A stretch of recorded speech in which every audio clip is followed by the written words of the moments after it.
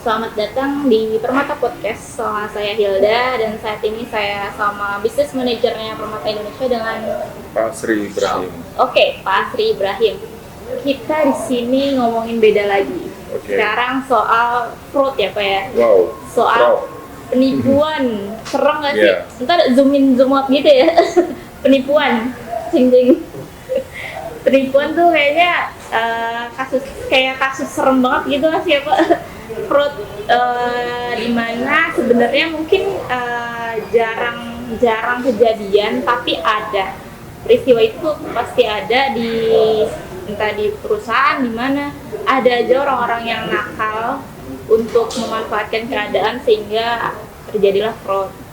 Sekarang di industri outsourcing ini saya mau nanya sama Pak Sri, gimana sih sebenarnya kayak menjawab adanya kasus fraud itu, gimana sih penanganannya? Oke, ya. Terima kasih ya Mbak Hilda ya. Ya. Oke, terkait fraud itu kan penafsirannya luas ya. Ya, Ada beberapa kasus ya. Kita melihat dari sisi kasus kecil terlebih dahulu ya. Itu kan yang mana karyawan itu yang nggak mengikuti peraturan dari SOP dari sisi perusahaan, yaitu ngemplang segala macam, yang membawa kabur uang customer pada saat aktivitas kerja, ya, dan juga tidak ada report ke tim leadernya. Itu yang mana kita benar-benar manage gitu dari sisi prinsipalnya terlebih dahulu gitu. Dari sisi prinsipalnya, setelah dari situ baru kita telusuri atau litigasi. Nah, kalau case-nya ada di mana nih? Kalau misalnya dari sisi case-nya dari TKO, maka kita akan telusuri lebih dalam.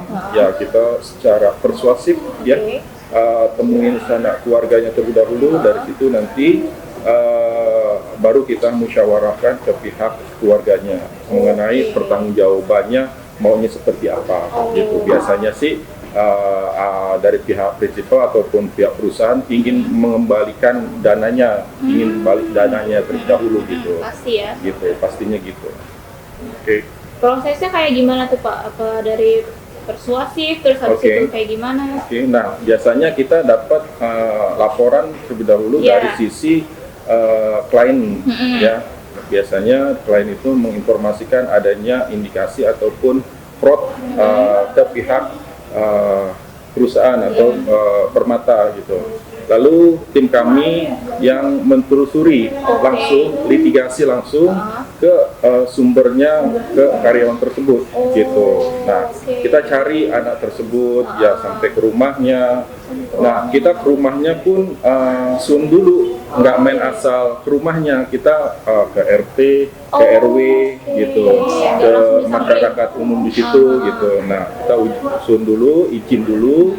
Bila mana kita sudah ketemu sama keluarganya, sama orangnya, jadi kita di situ sudah aman lah gitu. Tidak semata-mata kita langsung satronin, ketok-ketok pintu, udah kayak dekolektor gitu, nggak begitu. Kita harus sun dulu sama pihak RT RW dan juga masyarakat setempat yang ada di situ, yang sekeliling ini. Iya, meskipun dia nipu tetap sopan gitu ya. Ya, kita sih ini kan oknum, oknum. Nah, makanya kalau kita langsung menangkap ataupun langsung gerbek orang itu, nah nanti ada faktor lagi gitu, yang mana kita tidak boleh seperti itu gitu.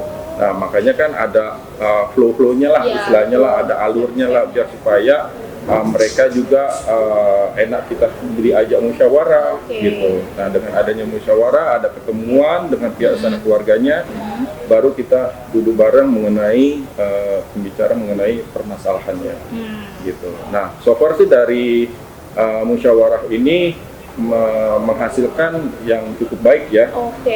Dari sisi keluarganya ada yang bertanggung jawab dan juga ada yang menggadaikan barangnya ataupun asetnya gitu. Niat baik lah gitu. Itu pun dilihat dari sisi kerugiannya cukup besar atau biasa aja gitu loh. Kalau biasanya nih kalau misalnya di bawah 10 juta biasanya itu itu ada pengembalian langsung. Kalau untuk lebih dari 100 juta, 200 juta itu biasanya ada aset yang mana kita mengalokasikan ke ibaratnya dari pihak keluarganya ke pegadaian atau ke pihak yang lain gitu. Ya, biar tanggung jawab itu selesai gitu ya. Iya, tanggung jawab itu selesai. Oke. Sebenarnya ketika penipuan ini sebenarnya lumayan kasus krusial gitu ya. Ada kemungkinan nggak sih sampai ke pihak kepolisian dipidanakan gitu, bisa nggak? Ya, kalau misalnya ke yang berwajib ya istilahnya itu ya pastilah.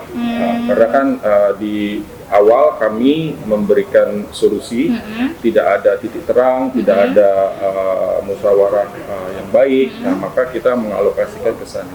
Oh, gitu. Bisa, ya banget. pasti. Makanya kita mengarah secara musyawarah dulu. Oke. Kita larikan ke musyawarah dulu. Kalau misalnya musyawarah tidak ada titik temunya, baru kita alokasikan ke pihak yang berwajib. Gitu. Juga ya kalau dibawa ya pastinya, gitu. Karena kan cash ini kan cukup besar ya. Iya, betul. Iya, ibaratnya udah merugikan kedua belah pihak dari sisi perusahaan pemberi pekerja dan juga penerima pekerja. Ini yang menjadi faktor menjelekkan perusahaan satu sama lain. Gitu. Jadi makanya ada banget lah kemungkinan ke pasti ada. Kira-kira dari penanganan awal sampai akhir butuh proses berapa lama? Kalau berapa lama sih kita mengikuti case by case ya. Kalau case-nya sedang saja, berat, itu kita biasanya melihat case by case dulu. Gitu. Kalau misalnya yang sedang, mungkin kita bisa waktuin itu bisa 2 bulan ataupun sebulan gitu. Kalau itu yang sedang. Kalau yang besar yang melibatkan memang pihak-pihak luar gitu, memang itu litigasinya memang perlu konkret banget gitu loh, dan juga datanya pun harus akurat gitu loh. Ya kita jangan sampai sudah menunjuk seseorang tapi salah orang, kan kita kan nggak tahu gitu loh. Makanya kita perkuat dengan litigasi itu. Bisa mungkin kalau kasusnya uangnya besar bisa lama juga ya? Bisa lama juga. Bisa bertahun-tahun gitu? Bisa juga, tergantung dari sisi penyelesaiannya ini diselesaikan atau enggak gitu loh. Kalau misalnya dari prinsipal tarik ulur biar supaya mereka dapat menyicil segala macam, itu bisa ada skenario seperti itu. Ada juga yang mana langsung dijeblosin gitu, itu pun ada gitu. Langsung dijeblosin ya. Ya, serem ya. Ya serem. Makanya ya namanya penipuan ya, pantes banget gitu. Sebenarnya tadi kan cara-caranya ada kemungkinan dibawa ke kepolisian, terus bisa karena penipuan juga kita bisa pakai cara kekerasan, terus ada persuasif. Cara mana yang paling efektif sejauh ini gitu nanganin kasus? So far sih secara persuasif, karena kan ketemu dengan pelakunya, kita sama keluarganya yang menjamin dari sisi finansialnya ya, gitu. Jadi mereka ada aset gitu, ada aset segala macam gitu. Tapi kalau misalnya itu pun lihat dari case by case juga gitu, kerugiannya ini besar atau enggak gitu ya. Jangan sampai kerugian besar tapi molor-molor tapi enggak selesai, kan kita effort juga gitu. Balik lagi ke case-nya ya, Iya, case by case. Terus kira-kira nih ya, buat siapa aja lah mungkin ya mau nipu itu serem deh sebenarnya. Konsekuensi apa aja yang kira-kira bakal mereka terima gitu ketika mereka melakukan fraud di tempat kerja lah? Serem banget ya konsekuensinya ya. Ya pastinya di blacklist ya. Satu blacklist itu. Di sekeliling Permata Indonesia kan perusahaan besar, outsourcing besar ya. Banyak klien-klien yang cukup besar. Nah itu dari klien-klien itu aja udah centralized blacklist lah istilahnya. Si A udah di blok merah istilahnya gitu loh. Nah nggak bisa kerja ya, kecuali ada yang bawa. Gitu. Nah lalu kedua tidak menerima gaji terakhir, itu ya pasti tuh. Tidak menerima gaji, karena di situ yang di atas namakan fraud itu penjahat, gitu istilahnya. Udah gitu. Jadi penjahat. Iya. Nah, udah merugikan kedua belah pihak, gitu, udah mencemarkan nama baik lah istilahnya, gitu. Itu gaji terakhir pastinya sudah tidak ada, gitu. Nah, dan juga di ruang lingkup kinerja, misalnya contoh sales dia masuk di industri sales. Dia masuk perusahaan ini pasti di blacklist sama perusahaan itu dan juga sama teman-temannya. Itu nggak ada link lagi dia bisa masuk akses ke situ. Link gitu. Perusahaan link habis. Teman-teman udah nggak mau mereferensi ataupun berteman sama dia lah. Gitu. Benar-benar di blacklist habis. Aduh, itu benar-benar sendirian ya, nggak ngapain. Iya. Rugi banget deh ya. Betul. Konsekuensinya sebesar itu kalau misalkan ngelakuin fraud. Kemudian saat rekrutmen sebenarnya tahapan apa sih yang ngebuat pencegahan lah intinya, gimana caranya biar TKO nih nggak usah ngelakuin fraud, nggak ada terjadi fraud gitu. Biasanya gini ya, fraud itu kalau langkah-langkah dari sisi proses rekrutmen itu sudah melakukan ya. Ada screening di depan, ada surat referensi pekerjaan, kita pastikan bahwasanya dia sudah bekerja di perusahaan sebelumnya gitu loh, dan juga berbuat baik lah di perusahaan sebelumnya, dan juga adanya pengecekan di tim kita ya, di tim kita, di tim rekrutmen ada pengecekan validasi dari sisi keluarganya gitu. Lalu ada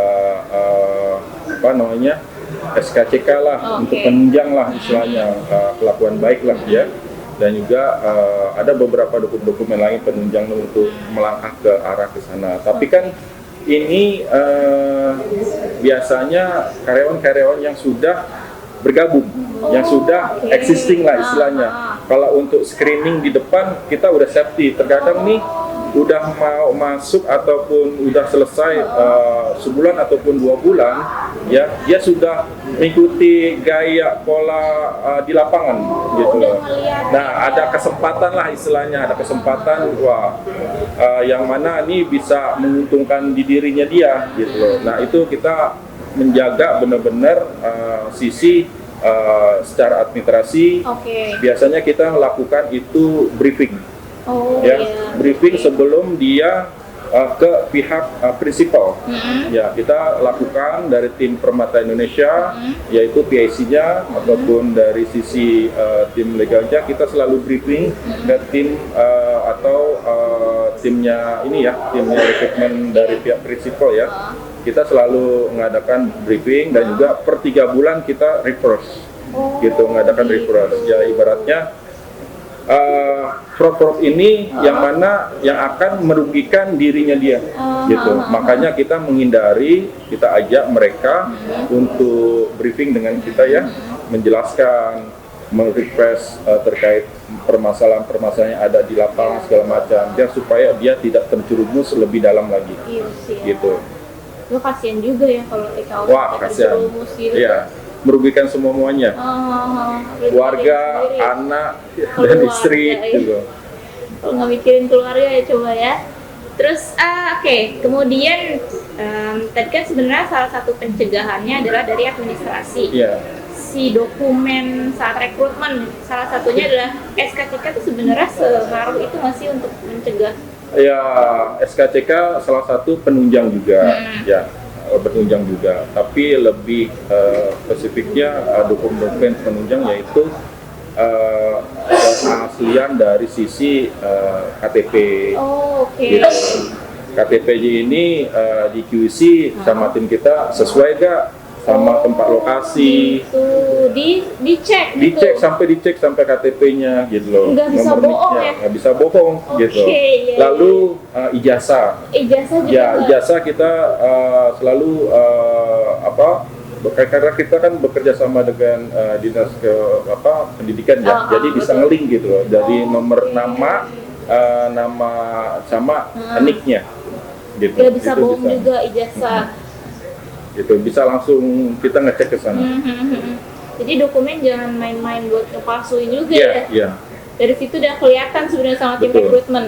Iya. Oke. Nah kalau udah begitu, udah ketahuan nih, ya mohon maaf kita nggak bisa ikut serta dalam kegiatan lebih lanjut gitu. Oke, udah di stop di situ. Udah di stop. Oke. Pencegahannya Ibaratnya udah blacklist lah. Iya, Blacklist sistem ya, bener, dokumen. Iya, dari dokumen Gitu. aja udah nipu, kesana Iya, gimana betul. coba. Oke, Pak Asri. Sekian soal fraud. Terima kasih Pak Asri sudah mau Sama-sama. ngejelasin soal penanganan dan cara mencegah fraud itu sendiri dari TKO. Betul. Jadi mendingan konsekuensinya tadi gede banget lah ya. Sangat besar Sangat dari. besar, ngerugiin diri sendiri, keluarga semuanya kena. Jadi mendingan gak usah. Oke, thank you, terima kasih.